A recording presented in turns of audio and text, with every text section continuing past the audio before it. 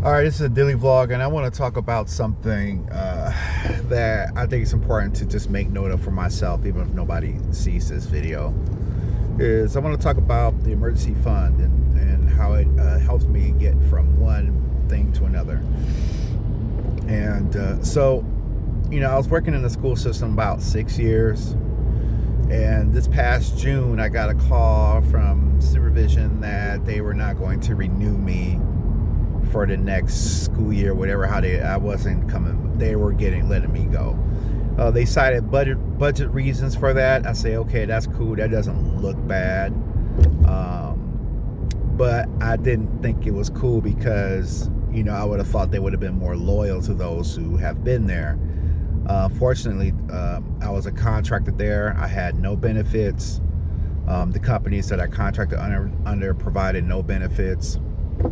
And every step of the way I had to kind of fight for every dollar I got with these companies because there were bill rates and all that stuff. Long story short, I got the call. It was like on a Tuesday, and I just got rid of a junk vehicle. And I said, okay, we'll go from there. And they're talking about, well, yeah, did you apply for the new positions and stuff that are coming out? I was like, yeah, I did. But that was a toss-up, right? Don't know what's going on. So a lot of people were talking about being let go from the school system and what was going on with all these budget cuts, and they rolling stuff back because they were over $100 million in the red or something like that, whatever. And I'm thinking, well, why would they come for me? I'm not the most expensive person on there, but they came for a lot of people, a lot of executives, a lot of really high paid people. So the loyalty that I thought would be there definitely wasn't there for me. And even though I was doing a very specific role for that company or for that school system, they decided to go. So we moved forward from that. But when they were talking about what's going on, I wasn't really so worried about that because I had a fully funded emergency fund. I set myself up for 6 months. It hurt. I was really trying to knock it out. I just finished it this year earlier. And so everything extra I could do, I funneled it towards that goal so I can get that done, so I can have it and be done, move on with life. Then, I got that call. The last day will be June 30th. And I'm sort of like kind of putting the fillers out there for new work and stuff like that. And in no time, June 30th came. And here I am out in the wild trying to figure things out. But I had an emergency fund. But after you stop working, you still get paid for those weeks that come after that. I applied for unemployment, and the unemployment that I was awarded was like a mere fraction of what I was getting.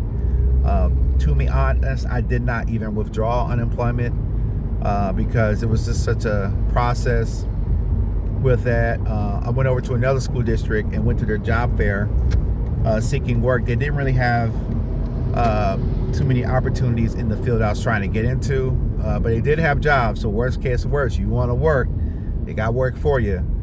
But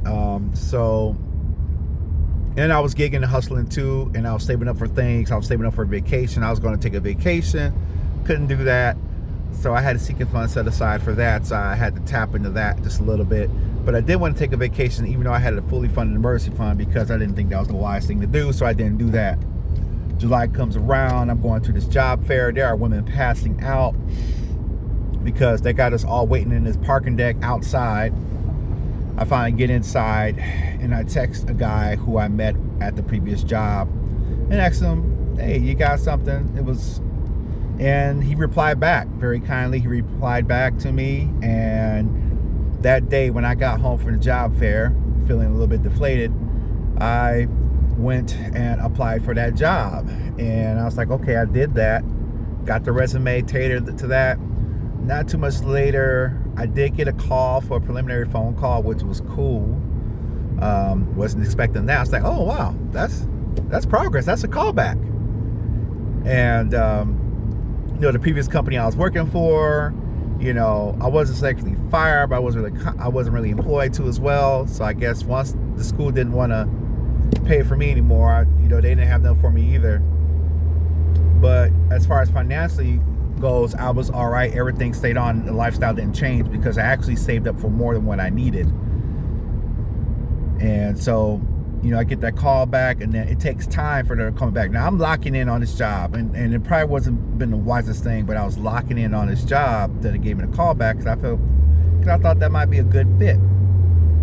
And to be honest, I think I applied for a lower position, and they wanted to use me for a newer position a higher position based on my experience, which worked in my favor. So July comes around, I'm hearing from the company, we're doing interviews. They had me go through 3 interviews, and each one of those interviews was like a week out. So I had to play the long game and be patient.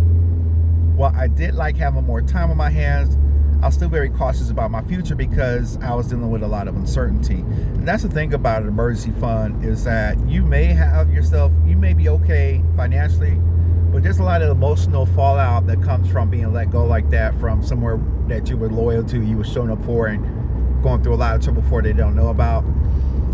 And you got feelings of rejection, you got this feeling of uncertainty. So yeah, you got your money ain't uncertain, but how you feel as a professional or as an adult, or if you had a family, it's like, dang, so you still felt those things.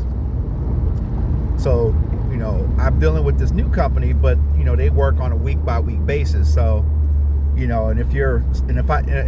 was okay with that because all my finances were okay, because I had plans to be all right for 6 months in case anything happened. But eventually I did get the 3rd interview, and then I got that call back that say, hey, we'll move forward with you.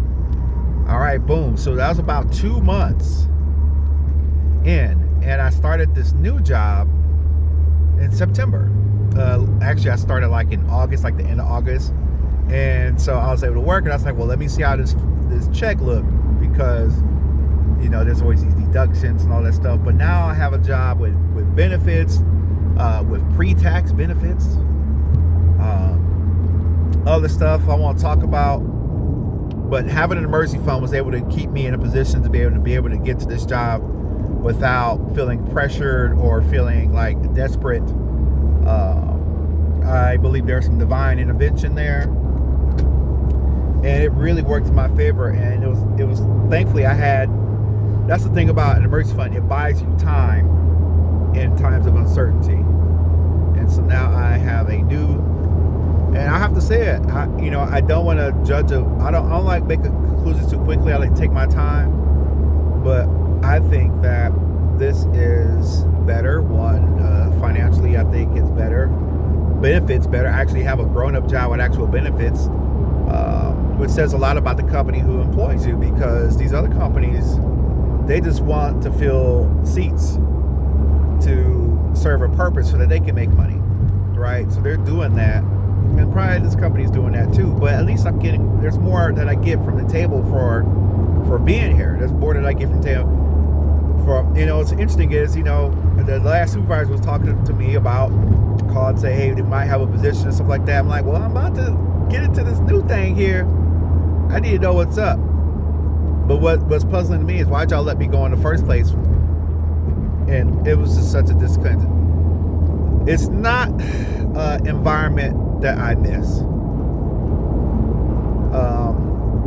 Everybody just complains about stuff, and then you feel like you should complain about it. Was just, long story short, the emergency fund works. It came in when I needed it. When I finally had it all saved up, I definitely did celebrate for myself personally, and just went out to eat or something like that, because it's a good personal achievement, but it's really nobody's business. And your lifestyle don't change once you finally have it saved. There's no like, boom, I'm in a new car. It's very quiet. It's not flashy. It's not, you don't really feel anything. Nothing changes. It's just that you're set, and you have a little bit more peace of mind when jobs start talking about, oh, we got some issues here, budget, stuff like that. I always stay in a position mentally that a job can change their mind. Always. No matter how loyal you are, or that God can send you in another direction. God, it's just stuff be happening, right? So since stuff be happening, you should get ready for it, right? Since stuff be happening and stuff gonna happen anyway. So why not financially prepare for it? It takes me back to the story of Joseph, because Joseph told Pharaoh when he interpreted the dream, you're gonna have 7 years of plenty and you have 7 years of famine. And Pharaoh took the advice and said, okay, well, we're gonna stack our bread for that 7 years of famine. The 7 years of famine came. His bread was stacked, so much so because everybody else wasn't prepared. They came to him and they were getting paid because they had extra to sell to everybody else.